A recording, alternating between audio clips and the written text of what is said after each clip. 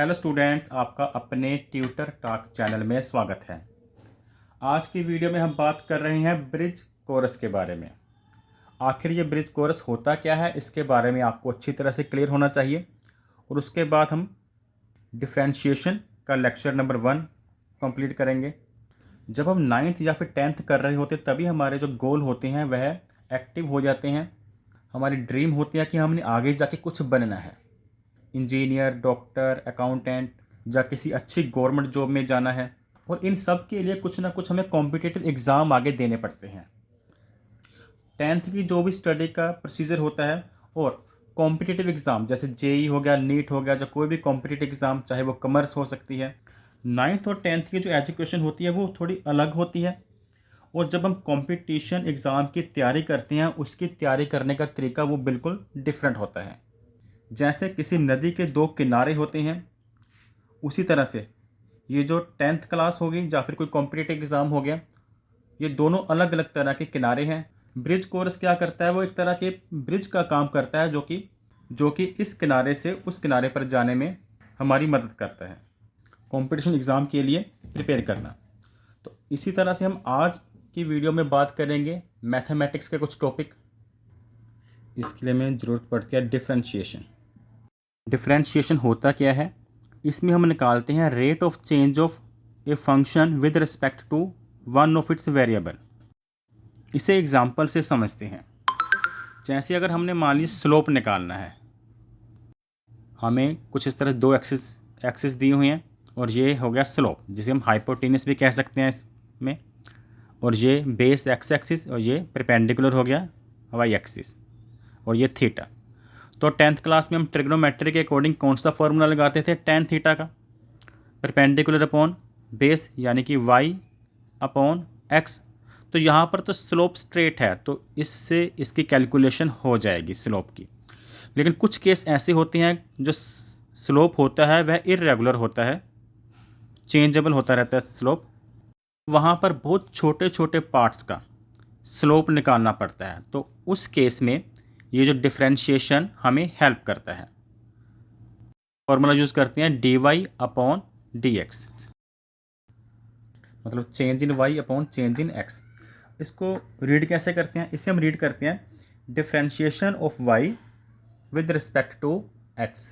और ये फॉर्मूला हम लगाते हैं कहाँ पर है, किसी फंक्शन पर, जैसे y equal to function x। अब आपके माइंड में आया होगा ये फंक्शन क्या है। y और x को तो आप जानते हो, आपने 9th 10th में किया है कि y वेरिएबल x वेरिएबल। अगर आपको याद हो तो पोलिनोमियल का जब चैप्टर किया था उसमें भी हम कुछ इसी तरह से लिखते थे, y equal to P X डालकर। p का मतलब पोलिनोमियल और x हम डालते थे यहाँ पर। y का मतलब होता है डिपेंडेंट वेरिएबल और x का मतलब होता है इंडिपेंडेंट वेरिएबल और f का मतलब होता है फंक्शन। पहले तो आप इस फंक्शन के फॉर्मूले को नोट कर लें अपनी नोटबुक पर। इसका मतलब है कि जो y की वैल्यू होती है वह x की वैल्यू पे डिपेंड करती है। अब कन्फ्यूज़न होगा कि फंक्शन क्या होता है। फंक्शन कहने का मतलब यहाँ पर हो सकता है कि पार्ट्स कोई लगी हो। जैसे हम यहाँ पर लिखते हैं अगर y equal to x square, तो y की वैल्यू डिपेंड कर रही है x पर और फंक्शन क्या है, स्क्वेयर। इसी तरह से y equal to root X, तो y की वैल्यू यहाँ पर भी x पे डिपेंड कर रही है, फंक्शन क्या है, इस पर रूट है। या फिर लिख लेते हैं y equal to sine X, तो यहाँ पर फंक्शन कौन सा लगा है, साइन। अब इसके बाद हम नोट करते हैं कि हमने कौन कौन से फंक्शन डिफ्रेंशिएशन में यूज़ करने हैं। कौन से फंक्शन यूज़ करेंगे हम डिफ्रेंशिएशन में, उनकी बात करते हैं। नंबर 1 कांस्टेंट, इनमें आ जाते हैं फंक्शन में कांस्टेंट। कांस्टेंट क्या, कौन से नंबर होते हैं जिनके साथ वेरिएबल नहीं होता, जैसे बिना एक्स वाई वाले, जैसे 3 हो गया, 4 हो गया, ये कांस्टेंट नंबर हैं। सेकंड नंबर पर बात करते हैं पोलिनोमियल। पोलिनोमियल भी आपको पता है, आपने 10th क्लास में किए हुए हैं, उससे पहले की क्लासों में भी, जो जैसे एक्स स्क्वेयर हो गया या 3x प्लस 4 या फिर 3x cube plus 5x plus 3, कुछ इस तरह की इक्वेशंस, इनका डिफ्रेंशिएशन करेंगे हम। ट्रिग्नोमेट्रिक जैसे sin X cos X. Next logarithm, फिर नेक्स्ट आ जाता है exponential, exponential E raise to power X, ये वैल्यू होती है इसकी। लोगारिथम जैसे log x। तो ये जो 5 फंक्शन है हमारे पास, इनकी हम डिफ्रेंशिएशन कैसे करनी है उसकी बात करेंगे। तो इन्हें आप नोट कर लें, वीडियो पॉज करके इसको मैं अब इरेज कर रहा हूँ। कांस्टेंट का डिफ्रेंशिएशन हमेशा क्या होता है, जीरो होता है। जैसे मान लीजिए हमें गिवन है y इक्वल टू 5, तो हम इसका डिफ्रेंशिएशन कैसे निकालेंगे, हम कुछ इस तरह से लिखेंगे। इसका हमने D Y upon D X निकालना है, तो y की जगह पे 5 फिल कर दिया। अब इसका आंसर क्या आएगा, 0। इस तरह से 3 की वैल्यू फिल करेंगे तो भी 0, 15 फिल करेंगे तो भी 0। जब भी कोई नंबर कांस्टेंट होगा, कांस्टेंट मतलब उनके साथ x नहीं लगा हुआ विद रिस्पेक्ट टू जो हमने निकालना है, तो उसका जो डिफ्रेंशिएशन होगा उसकी वैल्यू क्या आएगी, 0 आएगी। तो ये सबसे आसान है। इसके बाद नेक्स्ट बात करते हैं, नेक्स्ट फंक्शन जो हमारा था पोलिनोमियल। पोलिनोमियल में हमने याद रखना कि x की कोई ना कोई पार्स होती है, तो उसको कैसे सोल्व करते हैं। वो जो उसकी पार्स होती है, जैसे x raise to power n है, पावर है उसकी, वो पावर हम आगे ले आते हैं n, और n-1 करके उसकी पावर बना देते हैं। कैसे, इसको हम प्रैक्टिकल सोल्व करते हैं तो आपको ज़्यादा अच्छी तरह से क्लियर होगा। यहाँ पर 3 ले लेते हैं क्वेश्चन। पहले y equal to x, second ले लेते हैं y equal to x square, और third y equal to x cube. अब इन अलग अलग को कैसे सोल्व करेंगे। y equal to simple x का मतलब क्या है, x की पावर यहाँ पर भी है, क्या है, 1 है। जब पार्स ना लिखी हो तो 1 मानते हैं। तो जब हम इसका D Y upon D X निकालेंगे तो हम क्या करेंगे, ये जो पार्स है आगे आ जाएगी, और x की जो पावर में 1 लेस भी होगा, यानी कि ये पावर आगे आ गई, और फिर यहीं पर 1 में से 1 लेस हुआ तो क्या आएगा, 1, x की पावर 0 हो जाएगी। अगर किसी की भी पावर 0 हो, अगर किसी की भी पावर 0 हो तो इसे 1 ही मानते हैं। तो इसको हम 1 मल्टीप्लाई 1 इक्वल टू, इसका आंसर 1 नहीं आएगा। नेक्स्ट, यहाँ पर x की पावर से स्क्वायर, तो इसका D Y upon D X, यहाँ y की जगह पे हम इसकी वैल्यू लिख लेते हैं x square upon D x.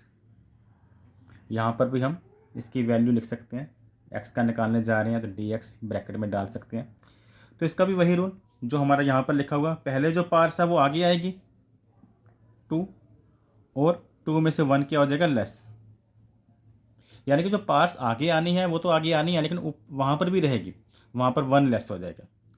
तो क्या आ गया यहाँ पर 2x, क्योंकि पार्स एक लेस होगी, सिंगल x। इसी तरह से जल्दी से अब आपको क्लियर हो गया होगा। अगर अभी भी डाउट है तो इस क्वेश्चन से और अच्छी तरह से क्लियर हो जाएगा।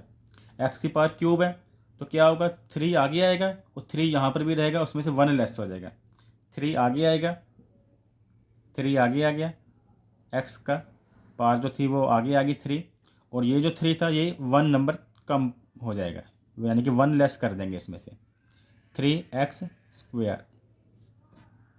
अब हम 1/x या फिर रूट x का कैसे सोल्व करना है उसकी कुछ एग्जाम्पल करते हैं। तो नेक्स्ट क्वेश्चन यहाँ पर है y इक्वल 1/x, इसका डिफ्रेंशिएशन निकालना है। अपॉन में x है, इसकी पावर क्या है, 1। सिंपल x हो तो उसकी पावर 1 होती है अगर कोई पार्स ना लिखी हो। तो इसको जब हम रेसिप्रोकल करते हैं, आपने इस बात को याद रखना है, तो पार्स को क्या कर देते हैं, नेगेटिव, उसका साइन चेंज कर देते हैं। अगर नीचे नेगेटिव पावर है तो ऊपर जाकर पॉजिटिव हो जाएगी।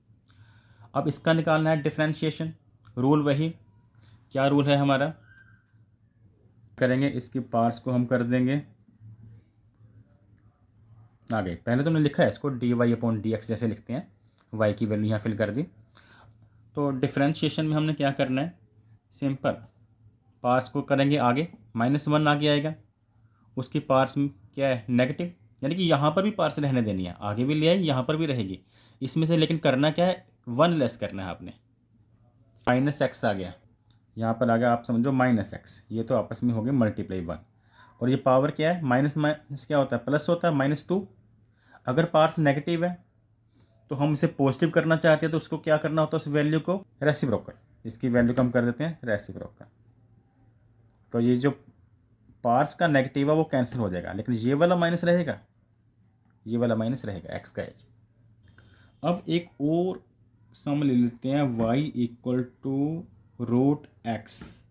अब रूट का मतलब आप याद रखो, रूट कौन सी पार्स होती है? रूट होती है पार्स 1/2।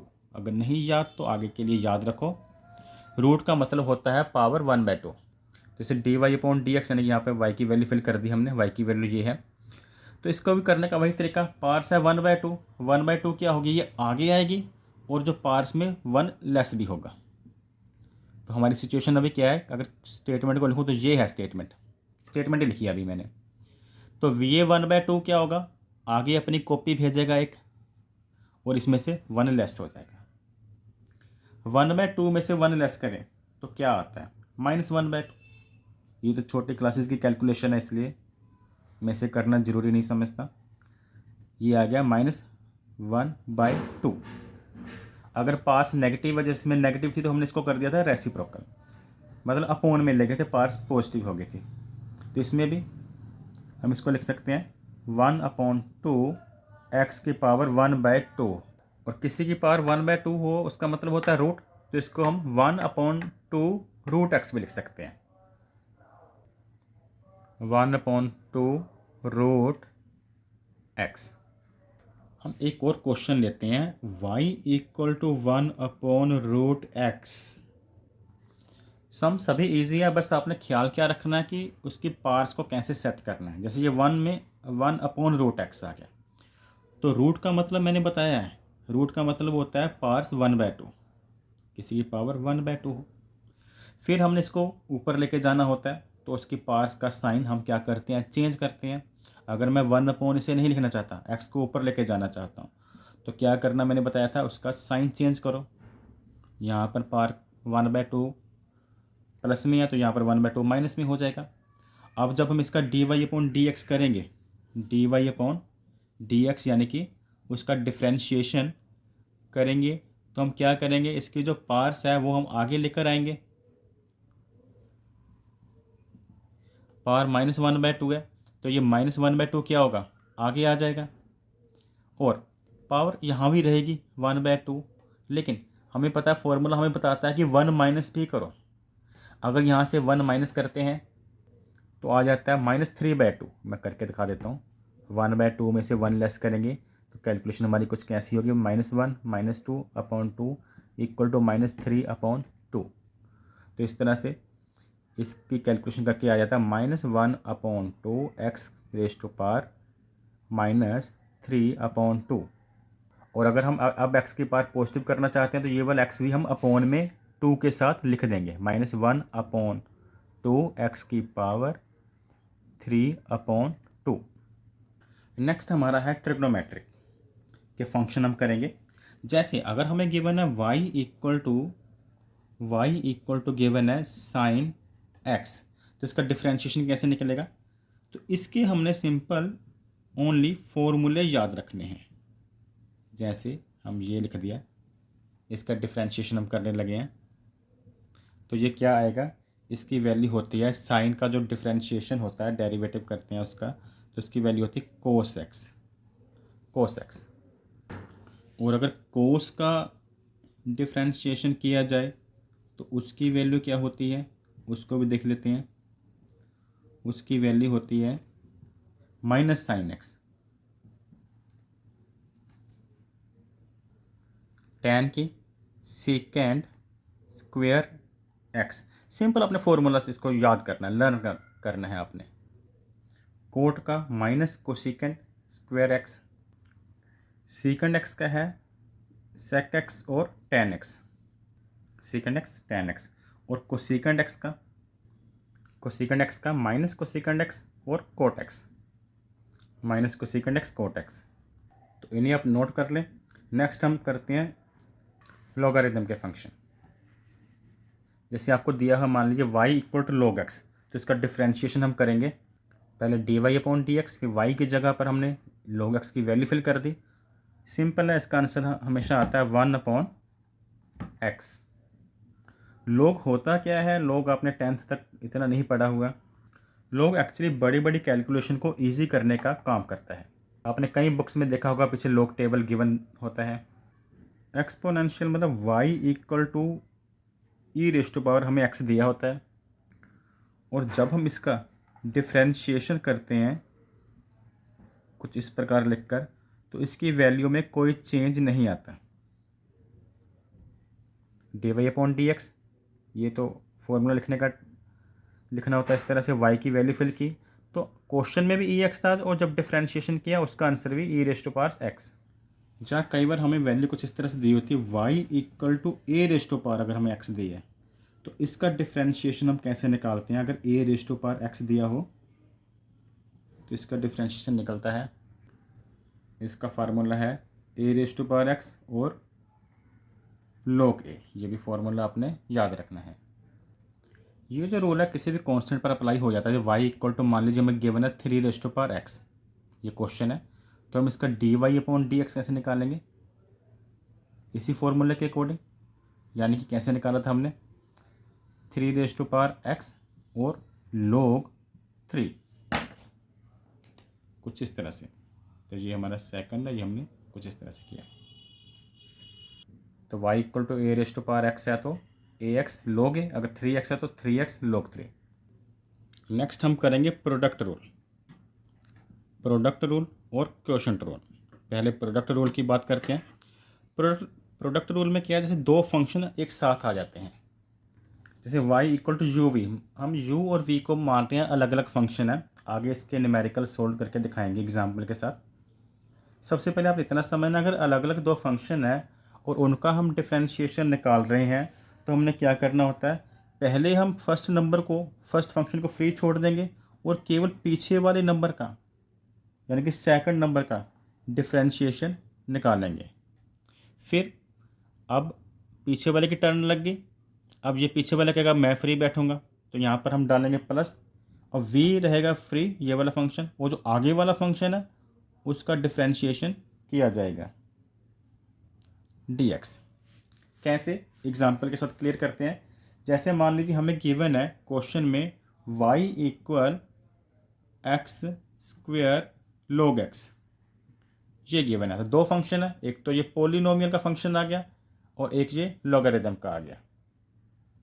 तो इनका D Y upon D X कैसे निकाल लेंगे, पहले हमने क्या बोला था, फर्स्ट वाले को फ्री छोड़ दो, मतलब इसका नहीं कुछ करना। जैसे ये u माना हुआ हमने, पहला एक्स स्क्वेयर किया है हमारे लिए u है, इसका डिफरेंशिएशन हमने नहीं किया, और log x इसका डिफरेंशिएशन हम कर देंगे, इसका डिफरेंशिएशन हम करेंगे। तो इसलिए इसको कुछ इस तरह से लिख दिया फॉर्मूले के साथ।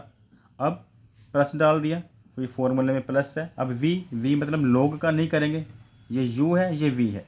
अब log x का हम डिफरेंशिएशन नहीं करेंगे और किसका करेंगे, एक्स स्क्वेयर का।